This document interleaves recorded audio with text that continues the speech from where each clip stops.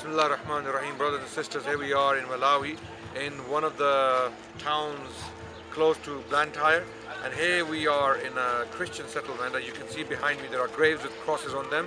A lot of Christians have gathered today for listening to us. We will be giving them da'wah, inshallah. Hopefully make dua, inshallah ta'ala, that there will be more shahadas in the future. We are hoping to get a lot of shahadas today, and we will deliver the message of Islam as it is, inshallah ta'ala. And we ask you to keep us in du'as. The point I want to make is that we need your support here on the ground in Malawi. We will be focusing on Malawi, on few villages, to bring them to Islam and teach them Islam and live with them and establish trust with them. This is not possible until you come and join us. So the gathering is in full flow, it's going on. Inshallah, we will be joining the gathering and you will see some of the clips. Our salvation.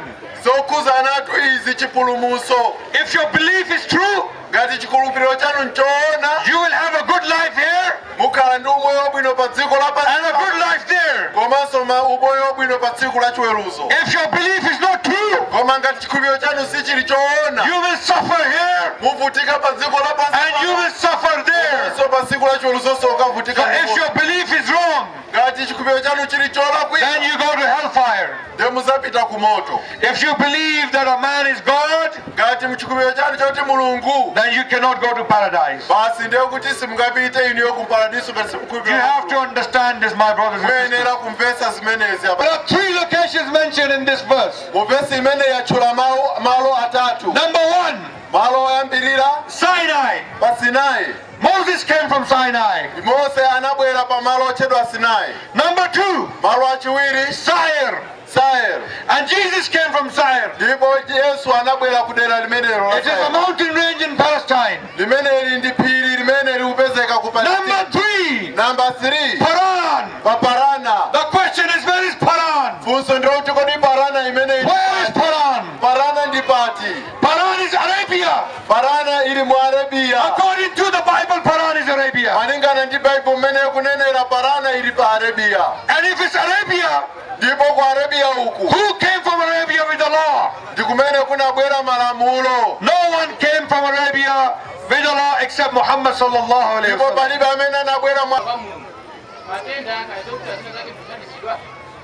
sallam. He's asking about, you have said that Jesus is not God. Yes. But what happens with Christianity? They pray through his name. Yes. And if they, someone is sick, they get healed. Yes. So what about you in your religion? What do you do? Since you're saying you don't believe that Jesus is God. Okay. We believe that devil exists. And devil deceives people. He lies to people. When you go to India, you will see a Hindu who worships idols. Who is a pagan. And he will come and touch someone, and the person will be healed. Now does that prove that this person is on the truth?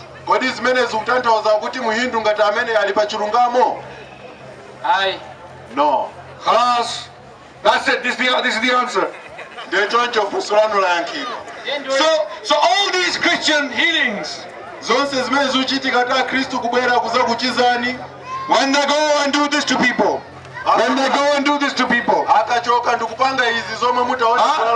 the Christian healing,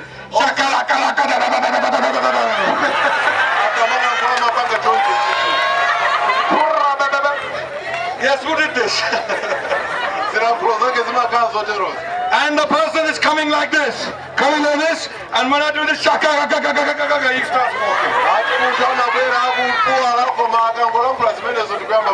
If you show me that Jesus ever did this, then I will believe you. But if Jesus never healed people like this, he was a prophet of God. He healed people. Muhammad healed people. There are miracles of Muhammad sallallahu alaihi wasallam. Now I can again ask you a question.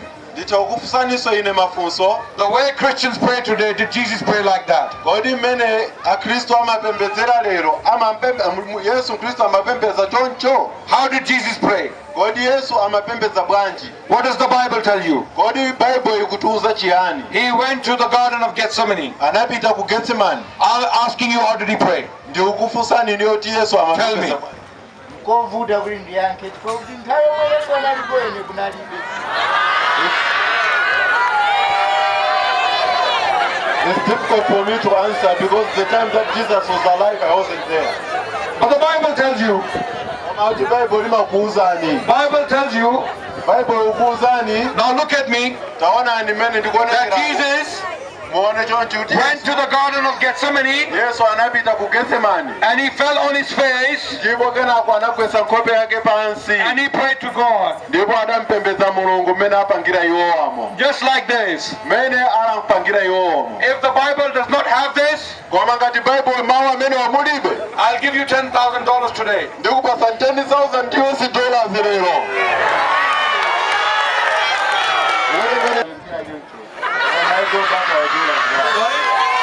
When he goes back, he will pray like that. Sorry? He says when he goes back to his home, yes, he will pray like the way Jesus prayed. Then you're a Muslim.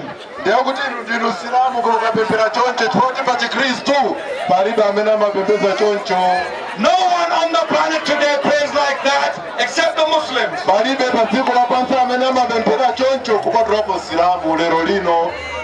If you pray like that, you're a Muslim. If you don't pray like that, you don't follow Jesus. Now where are you going to go now? Your choice.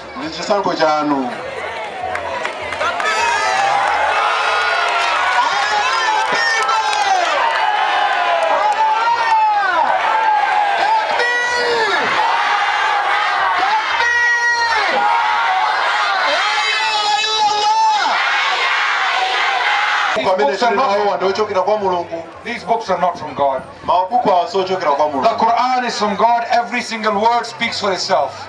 How could Muhammad sallallahu alaihi wasallam know the future? The Quran makes prophecies which came true. There are prophecies in the Quran which are true. So the point is, my brother, Islam is the truth. If you want to go to paradise, there's only one way. And that way is the Jesus. That way is the way of Moses. That way is the way of Muhammad. There is no other way. Because all of them are brothers in one faith. That he is not a Muslim. We Muslim all love Jesus. So let the Christian know that we love Jesus more than them. Allahu Akbar. Allahu Akbar. Allahu Akbar. Anyone else who wants to come to Islam? Anyone else who wants to come to Islam? Come forward. Islam is the religion of all prophets. You may not get this chance again. Anyone who wants to become a Muslim.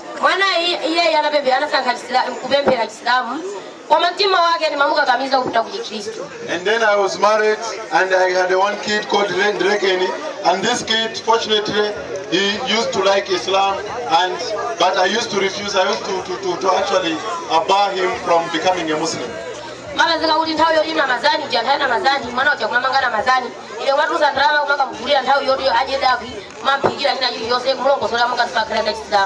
But without that, I could still offer him all the services that he needed on Islam. Like in the month of Ramadan, I could cook for him and give him everything that he needed. But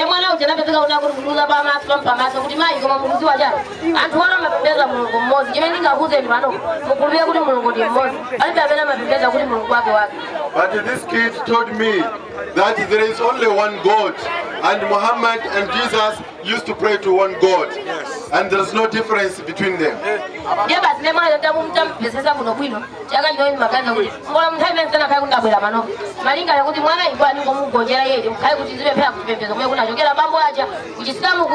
Now, since then, I've been thinking about this. Even if you had not come today here, I've been thinking of becoming a Muslim, and I've been thinking of following my father's footsteps.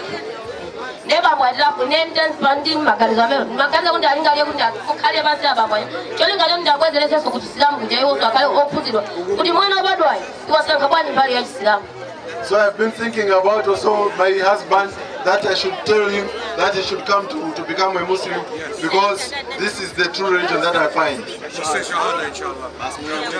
Aguti inuyo sobano muimike chala chanu mkono wa manjao chaku kompapala munene shahada mau olowera mu Kisilamu.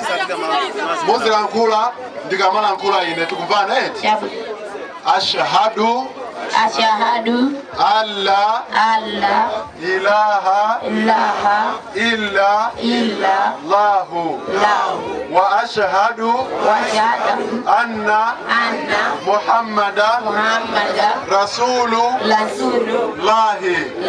Ndikuikira umboni kuti palibe opembedzedwa mwachoonadi koma Mulungu mmodzi. Ndikuikiranso umboni kuti Muhammad ndi mtumiki wake. Takbir!